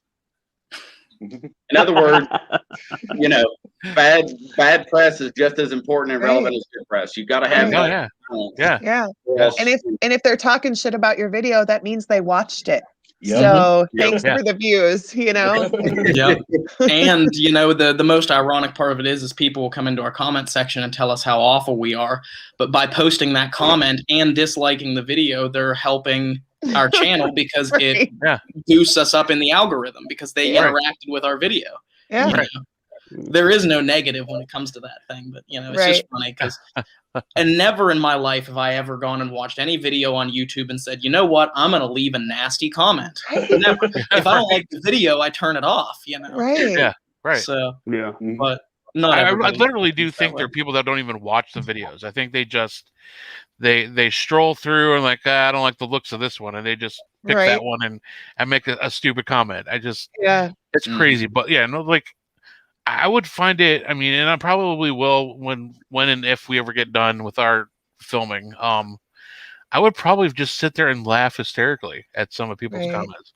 You know? I'm not lying. I can't wait. I can already imagine. I know they're probably going to start, you know, start with the fat jokes, and I'm sure they're gonna say something, about, you just know what's gonna come up with. You know what I mean? Yeah. But I just find them funny. I find them hysterical. Yeah. I bet you if you went through those comments, you'd see like the same person making negative comments on half your videos. So they're watching them. Yeah. Right. Yeah, and it's funny. I was trying to find if I can go back in these photos here. There was one that still to this day is my favorite comment we've ever received. But I'm gonna look for it here let me see. That one's just vulgar. While you're looking for that, we did have somebody ask, Susie from England asked, if you guys have a dream location you'd like to investigate. Oh, that's a good question. There are lots of them. Oh yeah. It's hard to narrow down to just one. Yeah. It's actually almost impossible. It is. It is. I know one for me would be the Sharon Tate House, Cielo Drive in Los Angeles. I would love to be able to see that. Amityville House would be pretty cool. Yeah. Now they're trying to kind of go under the radar, which can't really blame them. But and then I don't know. Not to sound in bad taste, obviously we're always respectful, and I don't think have to explain that. But I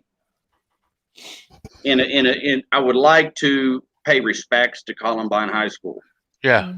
I would love to get in there, and like I say, I know that may sound kind of bad taste, but it would be in reverence. Right. But I have a very strong feeling that some of them kids are still in there, and it's it's obviously a tragedy, but something that tragic and that sad. I've always thought about that high school too. I thought, because my big thing is maybe these kids are still in there. Who's to say they're in limbo or they're stuck? Right. Right. They have no one to talk to. They're still in that moment.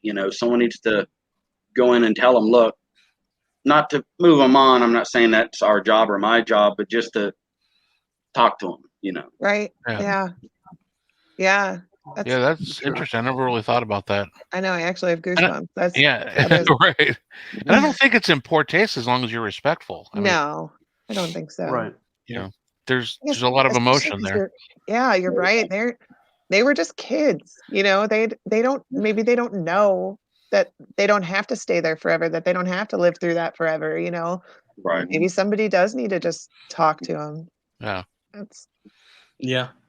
I would say to be anywhere on a different continent would be absolutely amazing. A dream location. There's just so much to see all across the world, and there's so many haunted locations, historical places, and over in England, we always talk about how here in the United States, how it's like, oh, that building's 300 years old, that's so amazing. But then when you get into looking at Europe and England and Germany and Romania, they're like, hold my beer.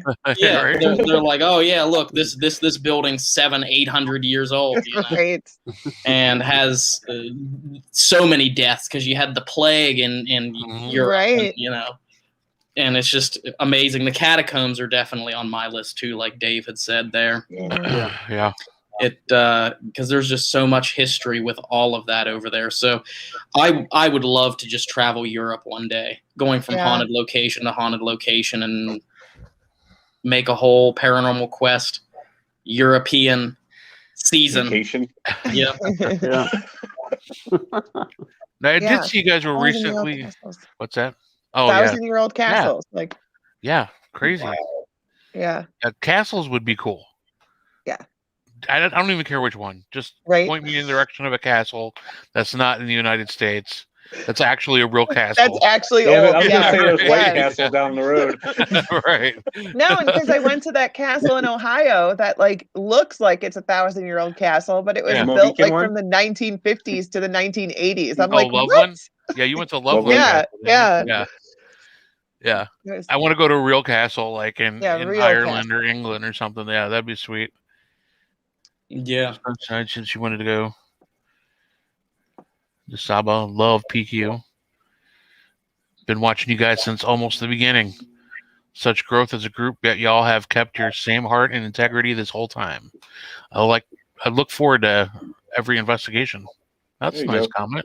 Absolutely, yeah. And a lot of love in here tonight. Bless you. Yeah, we again, and that name we recognize. I mean, Sarah, we recognize Sarah. I mean, there's so many familiar faces in this chat here, and every person that comments to us, we do read all of the comments, whether we respond to all of them or not. We do read them, and so we appreciate everyone who leaves nice comments for us, and we appreciate everyone that's in here watching tonight. So if you're from our channel, if you found it through our channel or our Facebook page, share this live stream even after it's over. Get these guys some views on there, because they do an amazing job on all of these interviews that they do. I appreciate that. It's actually perfect timing for you guys to let us know what's going on with you. Let people, who are tuning in on our end know where they can find you, Yeah. Let us know. Somebody asked when your next episode's coming out, just all of it. Tell us all. Right now we're uploading every Saturday. So every Saturday at 8 p.m. we have premieres on our YouTube channel. So coming up here in 2 days, we'll be releasing a video. And this one is going to be from a haunted hotel room that we did. And believe it or not, this next video that we're releasing, Dave and I, used to work at this hotel. And there was a gentleman that lived at the hotel for nearly a decade. Because he owned a business, he worked in the area. So he, instead of buying a house or renting an apartment, he just lived in the hotel. And he passed away about 1.5 years ago. And ever since then, all the staff has believed that they have experiences or they feel his presence in this room. So we went into the hotel room to try and see if we could make contact with him. And we have a second channel now called PQ Vlogs, which just hit 1,000 subscribers. Nice. So we're going to start doing live streams on the PQ Vlogs channel. Nice. And so this coming Sunday night, we're doing a live stream on that channel from Bobby Mackey's. And so we'll be doing a live stream investigation there. And then on Monday night, we're going to be filming an episode. So cool. Very cool. But yeah, I mean, really, it's just an every week thing now. So if Saturdays at 8, you can find us on our channel. You can follow us on Facebook, or we have a TikTok if anyone's into that. But yeah, it's so with your vlogs page, are you going to go live like from the location that will be released on Saturday, or? We may. Right now, we're going to start with Bobby Mackey's and see how that goes. Because we had people ask us if we would go live when we went there, because actually on Sunday we were going to be there because we have an event company, which we've been to, a bunch of Adams places for this company, Journeys into the Supernatural. We've been to Fairfield, we've been to Madison, we're going to Bobby Mackey's this Sunday night, so we decided to go live. So, and there's still tickets left available if anyone wants to come to Bobby Mackey's. Just go to journeysintothesupernatural.com. You can get tickets. Yeah, I think someone was going to post the link in the comments too. So yeah, I thought I saw Leanne say that. Yeah, that's definitely okay, and we will also share it. So yeah, I mean that's what you guys are here for. We want people to be able to get a hold of you. So if Leanne or anyone else wants to post their link, go for it. Yes, please do. We always want to promote anything that our guests are putting out as much as we can. Right. Because we always, appreciate you guys coming on so much. Just loved having you guys on. Absolutely. Thank you for having us. Yeah. Thank you very much. So there's always one question that we have to ask everybody that's really important. It's very important. I'm like shaking my table. So important. I'm like shaking the crap out of my table. Can I ask it? Yes, go for it, dude. Go ahead. Can we have Nova on the next show? Oh, Jesus. That wasn't the question, but yeah. That's not the question. She says you'll have to talk to her manager. Okay. Oh, okay. All right. I'll have my people call your people. We actually have Nova merch, believe it or not. Yeah, we do. Have a what? We have Nova merchandise. Oh my god! We actually had we had an illustrator off of a contracting website that we sent a picture of her to and told them that if they could illustrate her holding a K2 meter. Oh my God. And so we call it the Paranova shirts, and it's a little cartoon Nova holding a K2 meter. That's awesome. That's cute. Hey, actually, I did. Steve, can you hear me right now? Yes, I can. Anything you'd like to promote as far as the archive of the Afterlife coming up? Is that something that's still kind of under wraps? Or? No, we're going to be the big piece of information I needed to find out. I found out yesterday was if I could get the address changed to make it a little bit more simple for people to find. Yeah. And oddly enough, when I called the city of Cameron, they said, "Oh, don't worry about it. We're going to be actually doing that today anyway." So they're just redoing. That was just everything worked out the way it was supposed to be. So April 1st, from 1 to 6, and I'm going to be doing Thursday, Friday, and Saturday starting April 1st. Nice. We will be doing public and private overnight investigations as well. Awesome. Very cool, man. Very cool. And super excited for you, man. Congratulations. I've been a big supporter of you guys and your project there. I think it's really cool. I mean, haunted artifacts and haunted items are kind of a little bit of a infatuation. Not that I'm allowed to keep them in my home, but I always like talking to people who actually collect them and learn the stories behind them. And I would love to come and investigate around them and see what kind of crazy stuff. I told you guys are always welcome. Awesome. Yep. And actually, you know what? We've been talking about taking the show and doing some episodes live, like from investigation. We did live a couple weeks ago from Madison. It went fairly well. I think we did a pretty good job, and people really were on board with it. So maybe we'll bring the show down there some night. Yeah, just let us know. We'll have it set up for you. Awesome, man. Thank you. You forgot to ask them the question, Goose. Yeah, yes, I was getting there. I wanted to make sure Steve had ample time to let us know what was going on with the archive.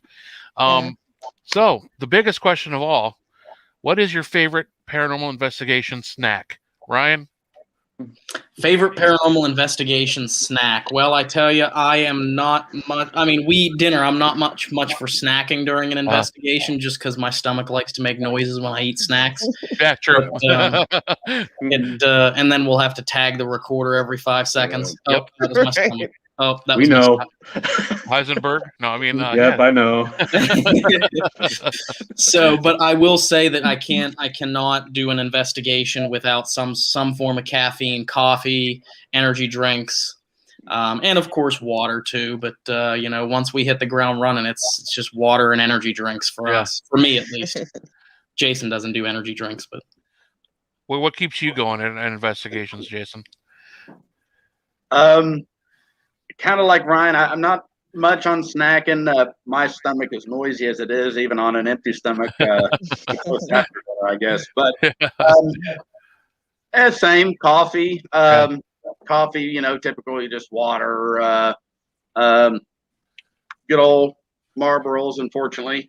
But that's probably about it for me. I would say I'm pretty straightforward. What about you, Steve? What do you munch on?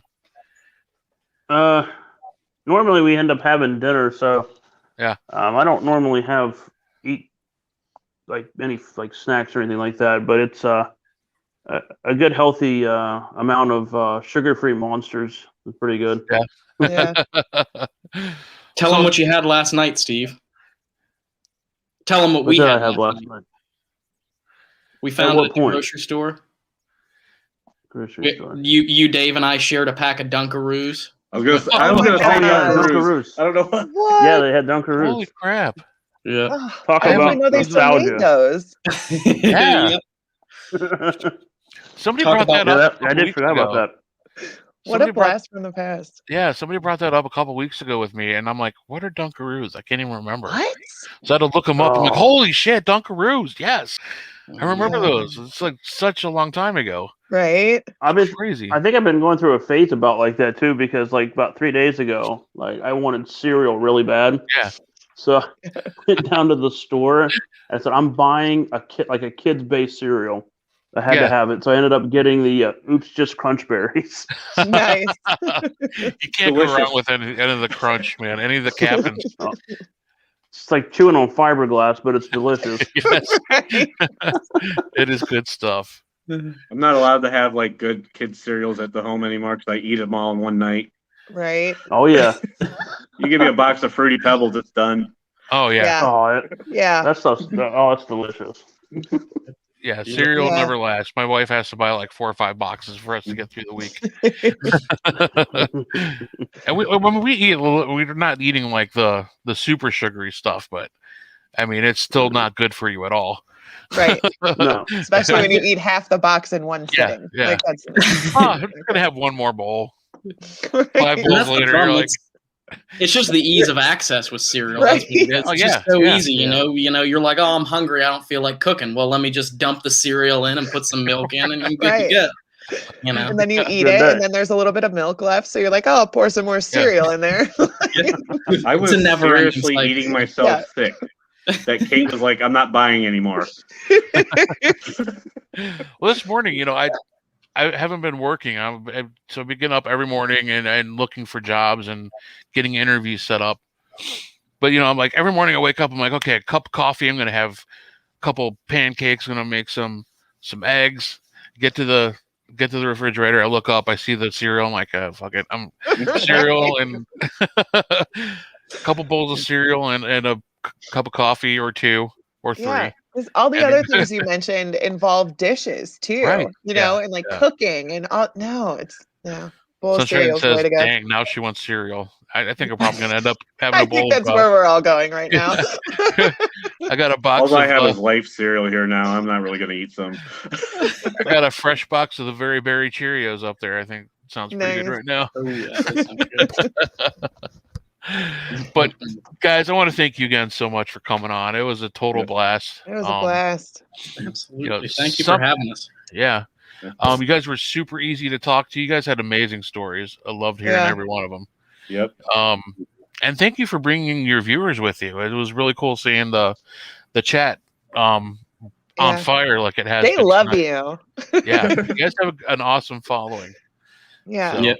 We are blessed with great people that support us, and you know, we appreciate every single one of them because, you know, they really make what we do worth it, you know.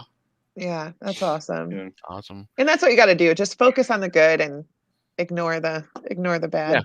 Yeah. And that's all we try to do on this show is just promote positivity and fun. We're not the super serious, dark angled paranormal show that you see a lot of people putting on these days. We just like to have fun, and that's why we always talk about snacks and pizza and everything else. You know, normally actually we did pretty good staying on topic tonight. We usually usually it's about a half hour, 45 minutes of pizza and snacks. Yeah, start derailing quite a bit, but it was an awesome night, guys. I really appreciate the show tonight. Absolutely. Thank you for having us on. And, you know, we love to talk about the ghosts, and we love to talk about the travel and the stories. And, you know, and we did get off track a little bit with a couple of lightning stories. That's all right. Couple of tornado stories, it happened at least it happened at an investigation. Yeah, exactly. Makes the investigation more interesting, I guess. If you want to hear that, if you guys want to hear that clip of Jason screaming from the lightning for yourself, all you got to do is watch the Revenant Acres episode. It's in that episode. And that's what I'll be doing when I eat my bowl of cereal later. Yeah, right. Yep, it's in that one. The Australian, all of our Australian friends love it. They love, of course, they love Jason's voice. He's become quite the sensation for his voice. Nice. Yeah, I was actually wondering because I mean the only one I've talked to like face to face has been Steve, and I was wondering who that low like sultry voice was coming through. Which one of you guys? Now I know. Did you ever think of doing a radio show? I've been told that. It's like I always say what is it? I forget the character's name from Shawshank Redemption. He said, Morgan Freeman, I believe. Yeah. Get busy dying. Yeah. Yeah. Exactly. Love it. But Steve, I want to thank you for coming on. Sorry you had so many technical problems on your end. But we're gonna have you guys on again. Hopefully we can get David. I know David was chiming in here and there where he could. But again, thank you guys so much. Yes, we'll have you guys on again. Everybody who tuned in tonight, thank you so much. I apologize. It's embarrassing. Oh no, it's all right, man. Dude, if we didn't have technical issues from somebody, usually one of the three of us, it's usually us. Show, it wouldn't have been a show. So we wouldn't know what to do. But thanks for being on, man. Good luck with the archive. You guys, good luck with the upcoming projects you got going on. To all the viewers, to our regulars who tune in every Thursday, thank you so much. For all the people following PQ, thank you so much. It was great seeing you in the chat room tonight. Hey, don't forget, every Thursday night from 8 to 10, Cryptic Paranormal Show. If you guys like the show, keep up with us. We're going to continue to try to do a good job for you guys. And I guess that's it. Next week, we got Sky Ray, paranormal investigator, psychic medium coming on. Super excited about that. So we will see you next Thursday, guys. We'll spook you later, crypto heads. Bye, guys. Bye.